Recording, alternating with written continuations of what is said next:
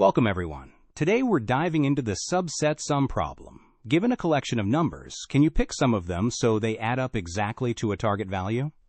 Over the next hour, you'll learn what makes subset sum a classic nitrogen monophosphide complete challenge, how to tackle it with dynamic programming, why it matters in real-world scenarios, from resource planning to bioinformatics analyses. Think of it like trying to pack just the right combination of snacks to hit exactly 500 calories. You've got to choose the perfect subset. By the end, you'll understand the problem, its complexity, and practical solution strategies. Let's dive in. Now, let's look at the roadmap for nitrogen monophosphide completeness proofs. At the very top sits circuit SAT, which we first reduced to the familiar SAT problem. From SAT, we move on to 3CNF SAT. That node is highlighted because it marks the branching point for two major directions. One arrow leads from 3CNF SAT to click in the world of graph problems, and the other points toward the numeric subset sum problem. Following the graph track, click reduces to vertex cover, which then reduces to Hamiltonian cycle, and finally to the traveling salesman problem. By chaining these polynomial time reductions, each problem inherits nitrogen monophosphide completeness all the way back to circuit SAT. Now let's turn our attention to the subset sum problem. Here, you're given a set of positive integers and a target value t, and your task is to decide whether any subset adds up exactly to t. For example, consider the set 1, 4, 16, 64, 256, 1040, 1041, 1093, 1284, 1344, with t equals 3754. One valid subset that sums to 3754 is 1, 16, 64, 256, 1040, 1093, 1284. At its core, subset sum is a simple decision problem. It's all about a yes or no answer. Now that we've seen subset sum formulated as a decision problem, let's establish that it's nitrogen monophosphide complete. First, subset sum is an NP. Given any candidate subset, we can verify in polynomial time whether its elements sum exactly to the target T. But is it nitrogen monophosphide hard? To prove this, we reduce the classic 3SAT problem to subset sum. We begin with a 3CNF formula phi over n variables x through x, and k clauses c through c, each clause containing exactly 3 distinct literals. From phi, we construct a corresponding set of integers and choose a target sum t, so that any satisfying assignment of phi maps directly to a subset whose sum is exactly t. At the bottom of the slide, you'll find a concrete example, a formula with 3 clauses, that illustrates the kind of 3CNF input used in this reduction. Building on that reduction, we now encode a 3SAT instance as a numeric subset sum problem by constructing a set of integers and a single target value. Our set contains 2n plus 2k integers, each with n plus k digits. 2n of them represent the n Boolean literals, one number for each positive and negative literal. 2k of them represent the k clauses. Crucially, generating each digit takes only polynomial time in n plus k. Next, we define the target number t to have n plus k digits as well. Bied. The first n digits are all 1, forcing exactly one choice per variable. The last k digits sum up to 4, ensuring that each clause is satisfied exactly once. At the bottom, you'll find an example, 3SAT formula, 3 clauses over 4 variables, illustrating exactly how each literal and each clause maps into one of these numbers. Building on our encoding, let's look at a concrete 3CNF formula phi with 4 clauses. Clause 1, x or not x or not x. Clause 2, not x or not x or not x. Clot x. Clause 3, not x or not x or x. Clause 4, x or x or x. One satisfying assignment is x equals 0, x equals 0, x equals 1. Finally, for each of the last k digits, we introduce 2 k slack values and choose them so that their sum equals 4. Continuing our example, we now turn this 3CNF formula into a gadget graph. We start with the same three Boolean variables, x, and their four clauses. C equals of x or not x or not x. C equals not x or not x or not x or not x. C equals not x or not x or x. C equals or not x or x. C equals. Below the clauses, you'll see a table of gadget vertices that will encode this formula. For each variable x, we introduce two vertices, v and vdex. For each clause c, we create two vertices, s and s. Finally, we add a single target vertex t at the bottom.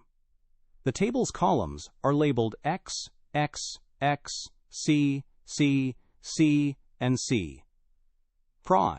In the next steps, we'll fill in which of these vertices connect, mirroring the satisfiability structure of our 3SAT instance. Now that we've defined our gadget vertices, let's dive into the heart of the reduction, a set cover incidence matrix encoding our 3SAT instance. On the right, we list the four clauses over x, and x. C equals etispiriduas entesi, mordache tutes, entes etispiridi. On 3 dispirier. Mordache tutes etispiridi. C equals endachtes enteswas. Mordachetes entachtes. Mordachetes entespirides endachtes entespirides entachtes. C equals entespiridi for dachetes. C equals x or x. On the left is the incidence table. The first 6 rows encode the true and false choices for each variable. V/v's for x, V/v's for x, and V/v's for x. Notice that each of these rows has exactly 1 in the column for its variable, x, or x, enforcing a one-hot selection between true and false. The next 8 rows, S through S, are all zeros, acting as filler sets. Finally, the bottom row T is all ones under x, and x. This guarantees we pick exactly 1 v-row per variable. In combination, any exact cover selection of this matrix corresponds precisely to a satisfying assignment of the original 3SAT clauses. Now that we've built the set cover matrix, let's recast our 4-clause 3SAT instance as a perfect 3-part matching problem. At the top, you still see the clauses. C1 equals x or not x, C2 equals. C3 equals not x or not x. C3 equals not x or not x or x. C4 equals x or x. In the main table below, each row labeled v or vx is an assignment to xxx that makes at least one clause true. The yellow highlights show exactly which clauses each assignment satisfies. For example, row v equals 1, 0, 0 covers C1 and C4, while its twin row v equals 1, 0, 0 has been paired off to cover C2 and C3 instead. The next 6 rows, S through S, are dummy assignments we use to fill out our matching universe. And at the very bottom, the triple T equals 1, 1, 1, represents the 3 coordinate slots that every chosen assignment must collectively cover. When the slide instructs you to connect satisfying assignment to each clause, it means drawing an edge from every assignment node to each clause node it makes true. The key takeaway? Choosing one assignment per clause and covering all 3 coordinates exactly once gives you a perfect 3-part matching if and only if the original formula is satisfiable. Now that we've explored the reduction from 3SAT to 3-part matching, let's turn to the classic reduction from 3SAT to subset sum. At the top, you see our 4 clauses. C1 equals x or not x or not x. C2 equals not x or not x or not x. C3 equals not x or not x or x. C4 equals x or x or x. Below that is a table of integer vectors. The first 6 rows, v, represent the two truth value choices for each variable. Each such vector has a 1 in the x column for the variable it sets true, plus a 1 in every clause column that literal would satisfy. Next, we introduce two slack vectors for each clause, one with value 1 and one with value 2 in that clause's column, zeros elsewhere. These slack items guarantee that once you pick one literal vector per variable, you can top off each clause column exactly to 4 by selecting its two slacks. Finally, at the bottom you see the target sum, t equals 1114444. A subset of these vectors sums to t if and only if we've chosen exactly one truth assignment per variable and satisfied every clause. That completes the reduction, showing that solving this subset sum instance decides the original 3 SAT formula. Building on our reduction framework, we now convert the 3 SAT formula into a subset sum instance.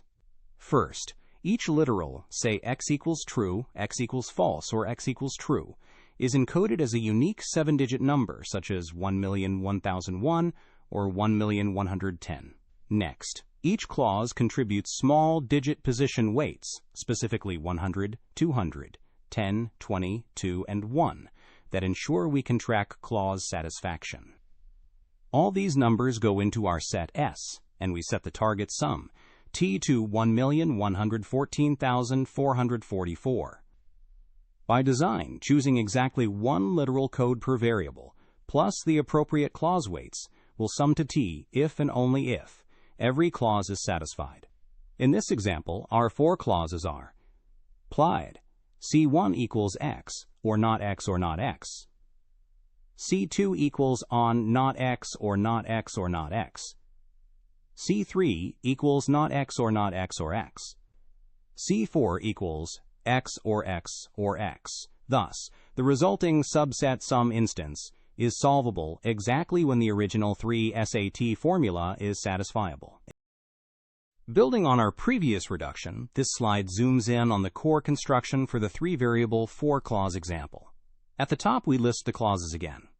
C equals x or not x or not x. C equals not x or not x or not x. C equals not x or not x or x.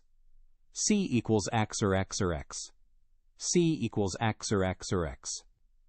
Below, you see a matrix whose columns correspond to the 3 variables, x, x, x, and the 4 clauses C through C. Each variable C spawns 2 rows, vi and v, where we place a 1 under C to mark choosing true versus false. For each clause Cj, we also include 2 slack rows, Sj and Sj, carrying small weights, 1 or 2, in the clause columns, so everything sums up just right. Finally, the bottom row is our target vector t equals 1, 1, 1, 4, 4, 4, 4. This setup forces exactly 1 selection in each variable column and exactly 4 hits in each clause column. The only way to meet these exact totals is to pick one of v, or v, for each I, in a way that satisfies all 4 clauses at once. And the question at the bottom? Is there only one way to do that? I.e., exactly one satisfying assignment for x, x, and x? Building on our previous setup, this slide shows why our column-based encoding faithfully captures clause satisfaction. First, we treat each column as a base 10 integer and enforce that its total never exceeds 6, so there's no carryover between columns. Next, for each Boolean clause, we introduce 2 slack integers, labeled 1 and 2, whose sole job is to help the column sum reach exactly 4. If a clause is unsatisfiable, its literal entries can only add up to at most 3, so no assignment of slack integers can push the total to 4. But whenever a clause is satisfiable, we can choose slack values that bring the sum to exactly 4. This clear cutoff, 3 or less for unsatisfiable, exactly 4 for satisfiable, proves our construction correctly encodes clause truth. Building on our previous construction, this slide establishes the core correctness claim. A 3CNF formula phi is satisfiable if and only if our subset sum instance has a solution. To do this, we introduce 2 choice vectors per variable, one for true and one for false, plus a set of slack vectors, one pair for each clause. In the first three columns, each true/false vector places a single one in the row corresponding to its variable, guaranteeing exactly one assignment per variable. Then, in the next four columns, that same vector marks with one S every clause in which the chosen literal appears. Finally, the slack vectors fill in the remaining sums so that each clause column hits exactly 4. Our target vector T is 1, 1, 1, 4, 4, 4, 4. The 3 ones 4, one selection per variable, and the 4 4s ensure each clause column accumulates exactly 4, meaning at least one chosen literal must be true. Therefore, any subset that sums to T corresponds precisely to a satisfying assignment of phi. Next, let's explore the graph coloring problem. Here, we want to assign colors to each vertex of a graph so that no two adjacent vertices share the same color while using as few colors as possible. On the left, you see a 5-pointed graph, an outer pentagon with an internal star, successfully colored with just 3 colors: red, green, and blue. Notice that no connected vertices ever share a color. On the right is a partially completed Sudoku grid. We can view each cell as a vertex in a graph, with edges linking cells in the same row, column, or 3x3 block. Solving the puzzle is then equivalent to a 9 coloring. You fill each cell with a number from 1 to 9 so that no two connected vertices repeat the same number. These two examples illustrate how graph coloring captures problems ranging from simple network assignments all the way to familiar logic puzzles like Sudoku. Building on those examples, 3 coloring asks, given a graph G equals VE, can you assign each vertex one of 3 colors so that no two adjacent vertices share the same color? This decision problem is nitrogen monophosphide hard. There's a classic reduction from 3SAT behind it. On the left, you'll see a small example graph successfully colored in red, green, and blue. No edge connects vertices of the same color. On the right, there's a schematic of the 3SAT to 3-color reduction. A palette of 3 special nodes fixes which color represents true, false, and a neutral option. Variable gadgets ensure each variable and its negation receive complementary colors, mimicking a Boolean choice. Clause or gate gadgets force at least one literal in every clause to take the true color. Together, these color constraint gadgets guarantee that the graph is 3-colorable exactly when the original Boolean formula is satisfiable. Building on our discussion of 3-coloring, we now turn to the 4-coloring decision problem. Given a graph G, can we color its vertices with at most 4 colors so that no edge joins 2 vertices of the same color? To prove that 4COLOR is nitrogen monophosphide hard, we reduce from 3COLOR. Here's the simple yet powerful construction. Start with any graph G. Form a new graph G by adding a single new vertex Y and connecting Y to every vertex of G. Why does this work? In any proper 4-coloring of G, the universal vertex Y is adjacent to all original vertices, so it cannot share a color with any of them, forcing it to take a 4th color and leaving at most 3 colors for the rest of G. Conversely, if G admits a valid 3-coloring, we can extend it to G by simply coloring Y with a fresh 4th color. Thus, G is 3-colorable if and only if G is 4-colorable. In the illustration, you'll see a sample graph G already colored with 3 colors and the new universal vertex Y shown in red, which enforces that extra color. Building on our previous reduction, we now prove by induction that K coloring remains nitrogen monophosphide hard for every K greater than 3. First, our base case, 3COLORING,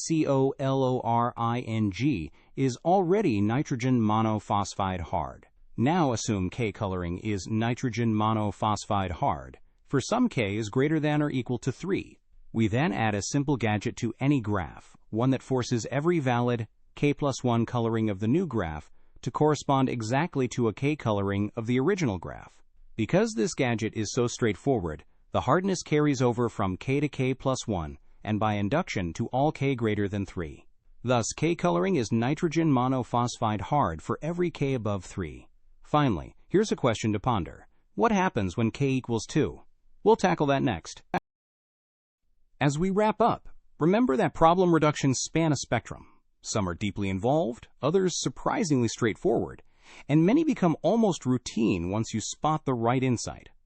If you ever need more examples or extra practice, check out the Nitrogen Monophosphide Hardness Compendium online. It collects a wide range of NP-hard problems, along with references to their most common reductions.